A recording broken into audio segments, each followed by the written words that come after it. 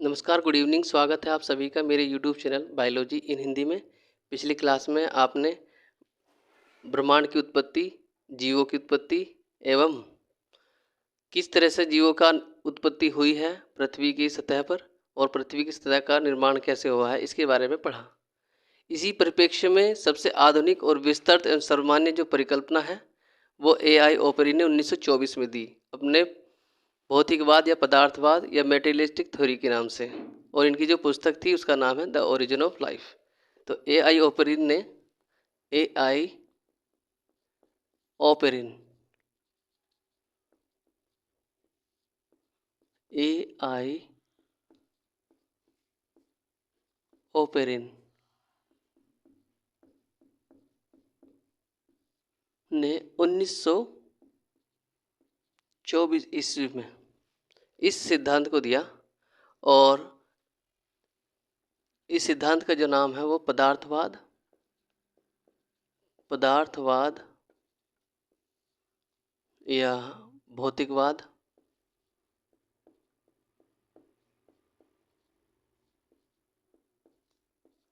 इसे अपनी पुस्तक the origin of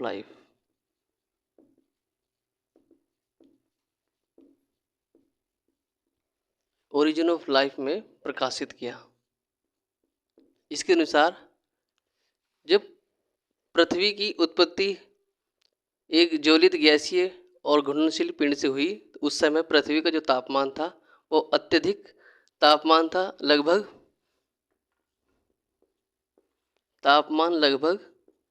3000 degree centigrade से लेकर 6000 डिग्री सेंटीग्रेड था।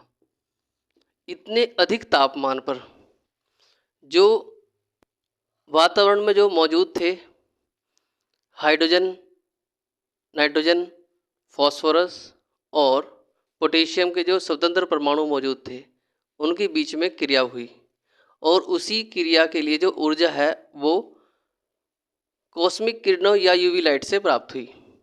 तो ये स्वतंत्र परमाणु मौजूद थे हाइड्रोजन के, नाइट्रोजन के और पोटेशियम के और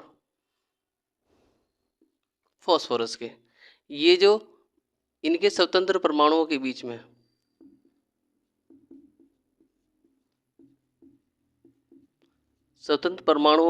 में क्या हुआ? रासायनिक क्रिया या रासायनिक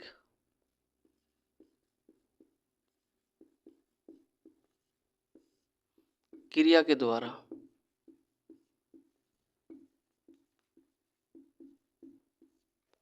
द्वारा नए नए कार्बनिक पदार्थों का निर्माण हुआ।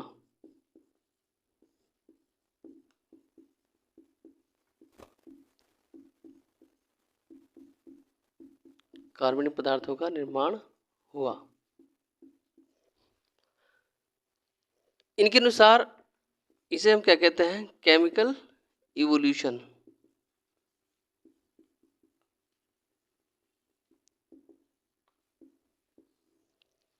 यानी कि जीवों की जो उत्पत्ति हुई है वो रासायनिक उद्विकास से हुई है, यानी कि केमिकल इवोल्यूशन से हुई है। और जब ये केमिकल इवोल्यूशन हो रहा था उस समय विभिन्न प्रकार के जो कार्बनिक पदार्थ हैं उनका निर्माण हुआ, जिनमें अमोनिया,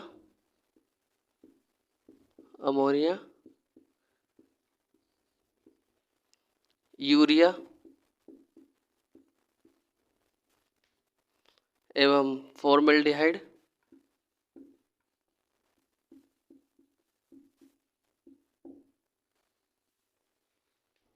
आदि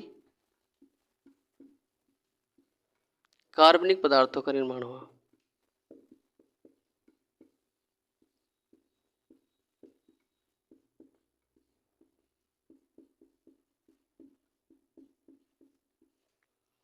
तो ये जो स्वतंत्र परमाणु थे, इस समय जो हाइड्रोजन थी वो मोस्ट एक्टिव एलिमेंट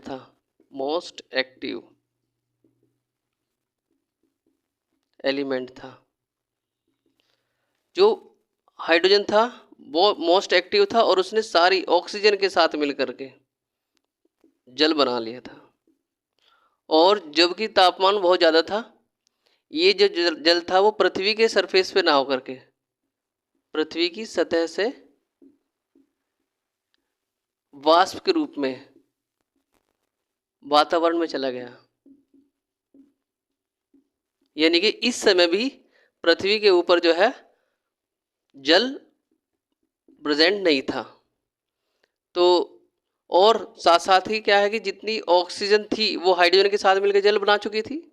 तो ये पृथ्वी के ऊपर क्या है, ऑक्सीजन भी नहीं थी, O2 एब्सेंट थी। और इसी वजह से जो पृथ्वी का जो वातावरण था वो कैसा था, रिड्यूस था। रिड्यूस का मतलब यहाँ पे ऑक्सीजन प्रेजेंट नहीं थी, अपचायक था। ये बहुत इंपॉर्टेंट सवाल है कि जब पृथ्वी का जनरेशन हुआ, निर्माण हुआ या उद्भव हुआ, उस समय जो पृथ्वी का वातावरण कैसा था। तो उस समय पृथ्वी का वातावरण जो था अपचायक था, यानी कि वहाँ पे ऑक्सीजन प्रेजेंट नहीं थी। लेकिन जैसे जैसे जैसे जैसे इन स्वतंत्र परमाणुओं के बीच में क्रिया प्रतिक्रिया हुई और इनसे नए नए कार्बनिक पदार्थों का निर्माण हुआ, तो साथ ही साथ इसमें क्या हुआ कि जो कार्बनिक पदार्थ थे जैसे कि वशीय अम्ल,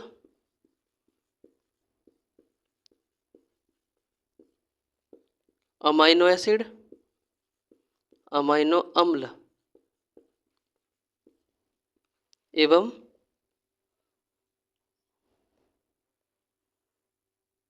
शुगर, इनका निर्माण हुआ। इनके निर्माण के बाद जो आदि सागर में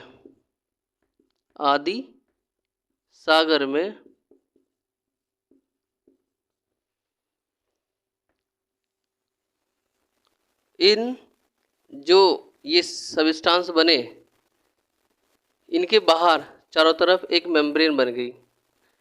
तो ये जो मेम्ब्रेन बन गए के बाद एक जीव जैसी आकृति बन गई। जी, तो अभी आपने पढ़ा कि एआई ओपेरिन ने जो परिकल्पना प्रस्तुत की, उसके अनुसार जो पृथ्वी का जो तापमान है वो धीरे धीरे कम हो रहा था, और कम होने के बाद जो है अकार्बनिक पदार्थों से कार्बनिक पदार्थों का निर्माण हुआ। और कार्बनिक पदार्थों में वशीय अम्ल थे, अमाइनो अम्ल थे, शुगर और न्यूक्लिक अम्ल जैसे पदार्थों का निर्माण हुआ। और ये जो है यही सब जो कंपोनेंट है वो जो हमारे जीव द्रव्य के भी कंपोनेंट है, ये सब जीव द्रव्य के कंपोनेंट है, यानी कि जीव द्रव्य में यही सब चीज़ मिलती है। और जीव द्रव्य के बारे में आप जानते हैं, जब आपने कोशिका विज्ञान या साइटोलॉजी पढ़ी होगी तो आपको पता होगा कि जीव विज्ञान को हम बोलते हैं फिजिकल बेसिस ऑफ लाइफ या जीवन की आधारशिला। तो ये जीवन की आधारशिला कहलाई जाती है जीव द्रव्य, यानी कि सबसे पहले जो उत्पत्ति हुई है जीव की, उसमें सबसे पहले जो बना है जीव में वो जीव द्रव्य बना है। उसी के बाद ही अलग अलग जो रचनाएं हैं उनका निर्माण हुआ। तो इस परिकल्पना को ऊर्जा की उपस्थिति में स्टैनली मिलर ने अपनी जो प्रयोगशाला में जो है सिद्ध करके दिखाया। तो इसके प्रयोग को हम पढ़ेंगे इस बार। स्टैनली मिलर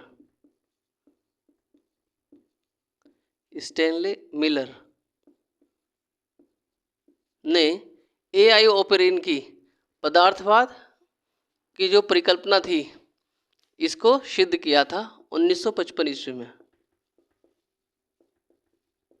इन्होंने क्या किया, इन्होंने एक जो सिस्टम बनाया जिसके अंदर जैसे जैसे एआई ओपेरिन ने कहा था कि पदार्थ का निर्माण कैसे हुआ है, उसी परिकल्पना को मूर्त रूप से जो है सिद्ध करने का कार्य किया स्टैनली मिलर ने। इन्होंने क्या किया,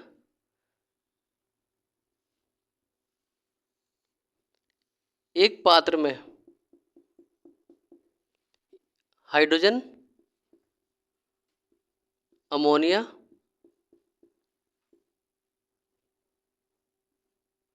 और जल वाष्प को लिया या H2O को लिया, और दूसरे पात्र में गर्म जल लिया, गर्म जल, और इस पूरे सिस्टम से उसने क्या किया, वायु को निकाल लिया, यानी कि इसे निर्वात अवस्था में से इसे रखा गया, वैक्यूम, और यहाँ पे कंडेंसर लगाया।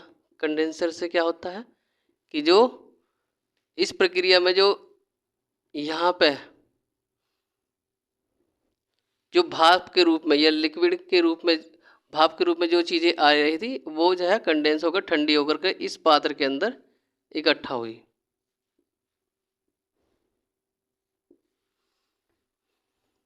तो जैसे गर्म जल ऐसे इस सिस्टम के अंदर चला, और जब ये इससे मिला तो यहाँ पे जो है इलेक्ट्रिकल स्पार्क के द्वारा इन तत्वों के बीच में अभिक्रिया कराई गई, और इस अभिक्रिया के उपरांत यहाँ पे इन्हें अमाइनो अम्ल,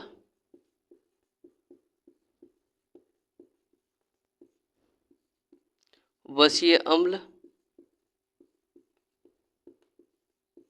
प्यूरिन्स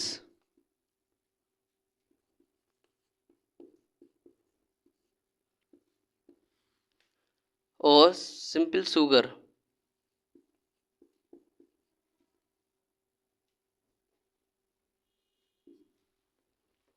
इन सब का एक मिक्सचर प्राप्त हुआ जो लाल रंग का था। लाल रंग का एक मिक्सचर प्राप्त हुआ जिसके अंदर अमाइनो अम्ल था, वसीय अम्ल, प्यूरिन्स और शुगर था।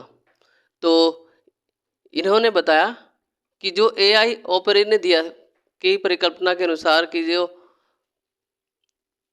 अकार्बनिक पदार्थों से कार्बनिक पदार्थों का निर्माण हुआ, तो ये क्या है, इसके इस प्रयोग के द्वारा सिद्ध हुआ।